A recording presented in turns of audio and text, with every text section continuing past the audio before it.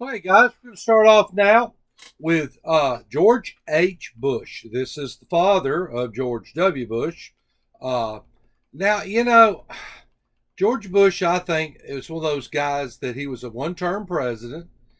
He leaves office and he's really coming in behind Ronald Reagan. And I think for him, unfortunately, that wasn't good. He's our 41st president, 64 years old, he was a Republican, and he just came in behind a really great president. I mean, Bush was not bad, but he came in behind Ronald Reagan, who had really 8 years of success. Now, let's talk a little bit about him. Bush was a veteran of the Second War. Bush actually was a Navy bomber pilot, was shot down in World War II. He had actually, the interesting thing about George H. Bush is, guys, before he ever got into politics, the man was a millionaire. I mean, he had got in oil and gas. He was from up north, moved down to Texas, got involved in oil and gas in Texas, really developed a lot of that offshore oil rig stuff. And George Bush was a very successful person. He didn't need politics. Politics maybe needed him more than he needed it, or government. He will work under Richard Nixon. The interesting thing about it is that when Richard Nixon was doing all his little sneaky stuff there, Bush had no idea of it. He really didn't. I mean, they wouldn't tell Bush. Bush is kind of like the kid in school that's really clean cut. So if you're going to go do something, you don't go tell him because, he'll go tell everybody. And that was Bush. Bush is a very clean cut type guy.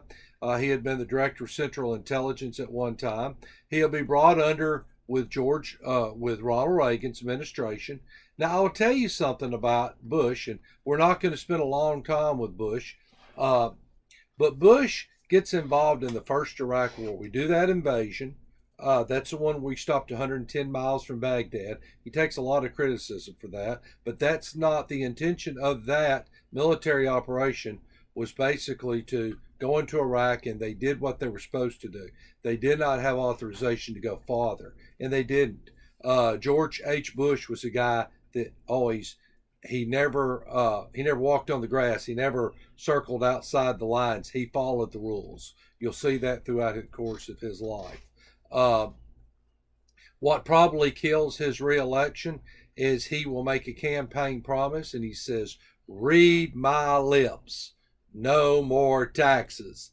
And then what does he do? He has to increase tax. He has to increase tax because of the war they're involved with, and some of Reagan's trickle down economics were coming full circle, and Bush had to pay the bill, so to speak. It will cost him the election. Remember what we talked about LBJ, guys?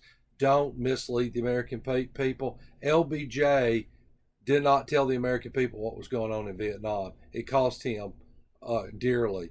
George H. Bush promised there would be no taxes, and then he turned around and he taxed us. We're going to talk about our next, but he is a guy that I get some Bush papers. Bush's popularity has gone up over time. I believe in the next 50 years, Bush will be considered one of the top 20 presidents. He really wasn't thought of highly at the time he was in office, just mainly because he'd been a one-term president. He had made statements about not raising taxes, and he did. But I think his legacy will definitely live beyond him in a positive way. I get some Bush papers, and his son, George W. Bush, wrote a book about him. I think it's called The 41 or something like that. It's a good book. That's a good one to cite. But like I said, he's an okay president, and we're fixing to move from him to Bill Clinton. Again, guys, that will be part 2. Will be Bill, or part 3 will be Bill Clinton. Bye.